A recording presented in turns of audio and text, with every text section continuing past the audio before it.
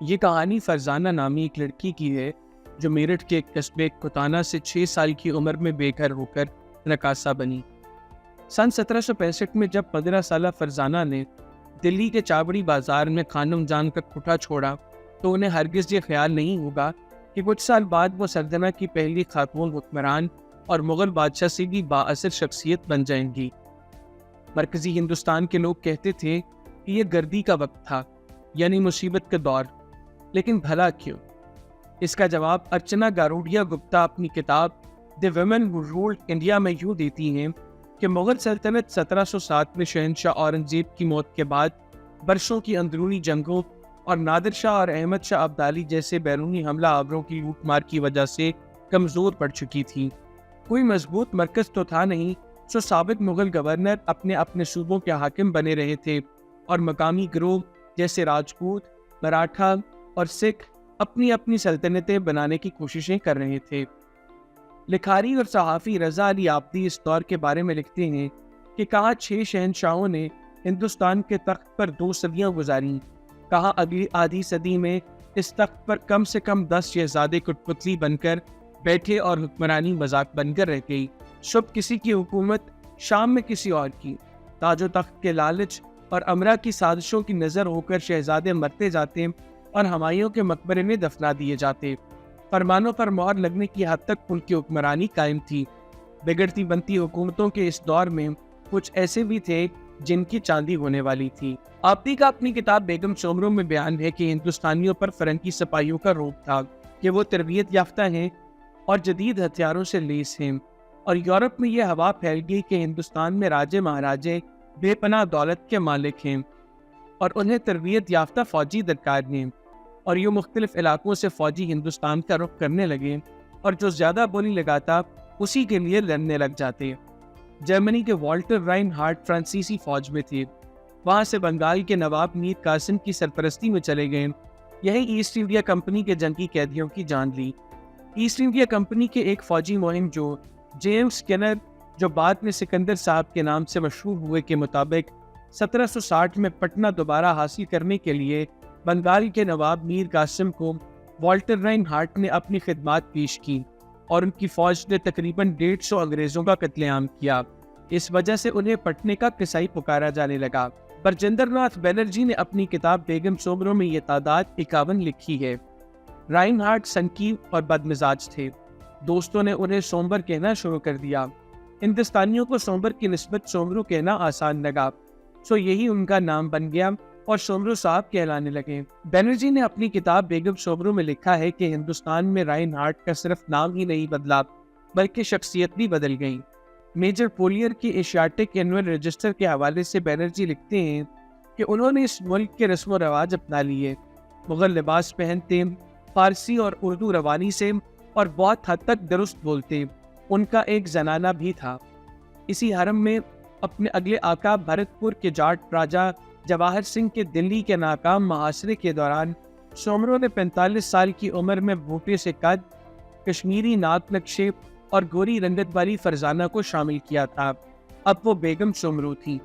تاریخ دان منو اس پندے کا کہنا ہے کہ ایک ہندوستانی بیوی کے پہلے سے موجود ہونے کے باوجود یہ نوجوان لڑکی سومرو کی ساتھی اور ان کی متعدد مہم جوئیوں میں شریک رہی۔ آبدی کے مطابق کل 4.5 فٹ قد تھا، سر پر صافہ باندھتی تھی، کبھی گھوڑے پر اور اکثر ڈولے میں بیٹھ کر میدان جنگ میں اپنی فوجوں کو حکم دیا کرتی تھی۔ لوگ کہنے لگے تھے کہ یہ کوئی جادوگرنی ہے جو دشمن کی طرف اپنی اوڑھنی پھینکتی ہے جس کے ساتھ ہی دشمن فنا ہو جاتا ہے۔ ارچنا گپتا لکھتی ہے کہ سن 1773 میں مغل بادشاہ شاہ عالم ثانی کے وزیر نجف خان کے ماتحت مغل افواج نے جاٹوں کو آگرے سے نکال باہر کیا۔ نجف خان سومرو کی جنگی صلاحیتوں سے اتنا متاثر ہوئے کہ انہیں مغل فوج میں شامل ہونے کی دعوت دی۔ سومرو پہلے ہی 14 آقا بدل چکے تھے، سو وہ اور ان کے فوجی بخوشی مغلوں کے ساتھ شامل ہو گئے۔ بینرجی نے مغل سرکاری دستاویزات میں بادشاہ کے ماہانہ اخراجات میں سومرو فرنگی 30,000 روپے لکھا دیکھا ہے۔ سن 1776 میں انہیں شاہ عالم ثانی کی شاہی سند کے ساتھ سردنہ کی امیر جاگیر کے حقوق بھی مل گئے، جس سے سالانہ تقریباً 6 لاکھ روپے، آج کے تقریباً 30 کروڑ انڈین روپے یا 1 ارب پاکستانی روپے آمدن ہوتی تھی۔ اور یوں وہ کرائے پر لڑنے والے ایک ملازم سے راتوں رات حکمران بن گئے۔ سومرو کو آگرے کا سول اور ملٹری گورنر بھی بنا دیا گیا، لیکن سومرو صرف 2 سال بعد 1778 میں وفات پا گئے۔ بیگم سومرو سے سومرو کی کوئی اولاد نہیں تھی۔ عام حالات میں سومرو کے بڑی بیوی سے بیٹے ظفریاب خان کو جاگیر کا وارث ہونا تھا، لیکن بیگم سومرو فوج کی حمایت اور اپنے اثر و رسوخ سے سردنا حاصل کرنے میں کامیاب ہو گئیں، اور ضعیف الطبع سمجھے گئے ظفریاب بیگم سومرو کے خرچ پر دلی میں عیش و عشرت کی زندگی گزارنے لگے۔ بیگم سومرو نے سومرو کی موت کے بعد فوج کی کمان نہایت منظم طریقے سے سنبھال لی، اور بادشاہ شاہ عالم نے انہیں فوج کا کمانڈر مقرر کر دیا۔ بیگم سومرو 100 سے زائد یورپی افسران اور سپاہیوں سمیت تقریباً 4000 فوجیوں کی سپریم کمانڈر بنی۔ گپتا کے مطابق مغل فوج بھی تب تک لاکھوں سے سمٹ کر شاہ عالم ثانی کے دور میں مشکل سے 5000 رہ گئی تھی۔ پوڈیچری ریکارڈز میں لکھا ہے کہ پالی نام کے ایک جرمن سومرو فوج کی کمان کر رہے تھے۔ انہوں نے سازشیں کی تو بیگم سومرو نے ان کا سر قلم کروا دیا۔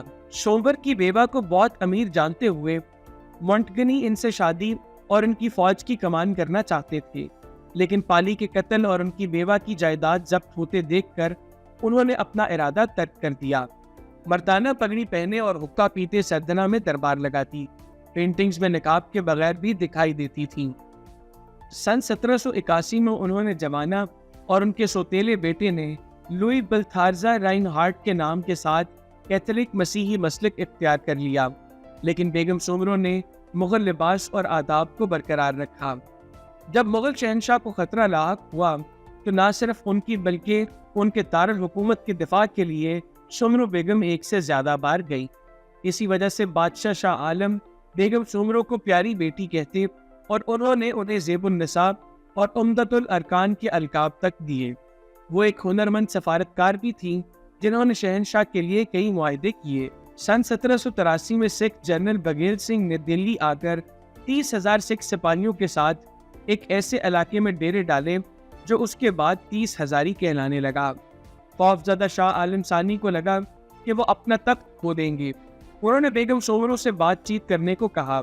وہ دلی میں 8 گردواروں کی تعمیر کے حق اور صرف اس سال کی آمدن کے کچھ حصے کے بدلے ان سے چھٹکارا پانے میں کامیاب ہو گئیں۔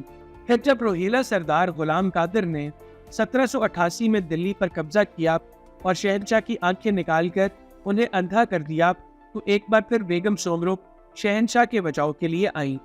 آبدی لکھتے ہیں کہ غلام قادر بیگم کے اثر و رسوخ اور ان کی فوج کی طاقت سے واقف تھے۔ فوراً بیگم کے پاس پہنچ کر مصالحت کے داؤ پیچ آزمانے لگے۔ بیگم نے سکنر کے الفاظ میں اس طاقتور بدماش غلام قادر کی شادی اور اقتدار میں برابری کی پیشکش کو حقارت سے ٹھکرا دیا۔ آبدی کے مطابق بیگم نے بھی مصلحت کوشی کے ساتھ انہیں ان کی فوج سمیت دریا پار پہنچا کر واپسی کے رستے مسدور کر دیے۔ مغلیہ سلطنت کی تاریخ میں بیگم سومرو کا یہ کردار یادگار ثابت ہوا۔ روہیلوں کا ساتھ دیتی تو بے شمار دولت ہاتھ لگتی، لیکن بادشاہ کے ساتھ ان کی وفاداری غیر مشروط تھی۔ بعد میں شہنشاہ کے حکم پر غلام قادر کی پرتشدد موت ہوئی۔ بادشاہ کے لیے وہ مختلف مواقع پر اپنی منظم فوج کے ساتھ سینہ سفر رہیں۔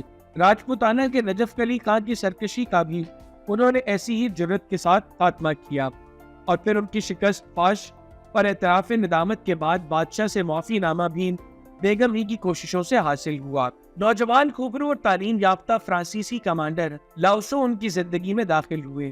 بیگم انہیں چاہنے لگی۔ ان سے پہلے ایک آئرش ڈاک ورکر جارج تھامس 1787 میں ان کی فوج میں شامل ہوئے تھے۔ وہ ایک دلیر لڑاکا اور ان کے دستوں کے سربراہ تھے۔ بہت سے حوالوں میں بتایا گیا ہے کہ وہ بھی بیگم سومرو کو چاہتے تھے، اور بیگم اور تھامس نے مل کر کئی جنگیں جیتیں۔ بیگم کی ان سے انسیت تو رہی، لیکن معاملہ اس سے آگے نہیں بڑھا۔ جب لاؤسو بیگم کی زندگی میں آئے تو تھامس نے ناراض ہو کر ان کا ساتھ چھوڑ دیا۔ 1793 میں بیگم نے لاؤسو سے خاموشی سے شادی کر لی اور اپنے نام میں نوبلس کا اضافہ کیا۔ آبدی لکھتے ہیں کہ اس شادی سے بیگم سومرو کی فوج باطل ہو گئی، اور عوام نے بھی اس عمل کو ناپسندیدگی کی نظر سے دیکھا، اور یوں سوتیلے بیٹے نے حاکمیت حاصل کر لی۔ بیگم اور لاؤسو کو رات کے اندھیرے میں بھاگنا پڑا۔ ان کی اپنی فوج ان کے تعاقب میں تھی۔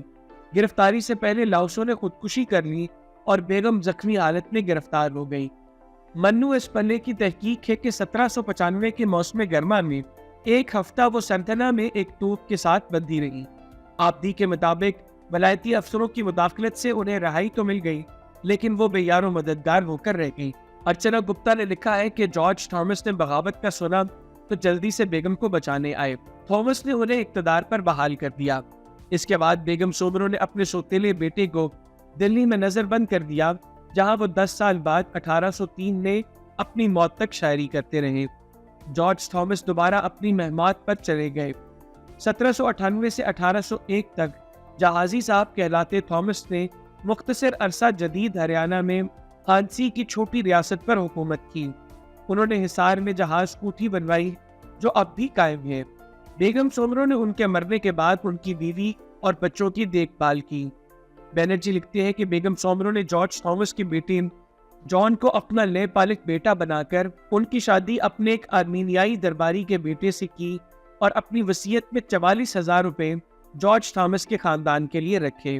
ہاں، پھر کبھی اپنے دل کو اپنے دماغ پر حاوی ہونے کی اجازت نہیں دی۔ 19ویں صدی کے اوائل تک اتھیڑ عمر بیگم سومرو برطانوی اتحادی بن چکی تھی۔ برج راج سنگھ کے مطابق اب وہ یورپی لوگوں اور چیزوں کو ہندوستانی لوگوں اور چیزوں پر ترجیح دینے لگی۔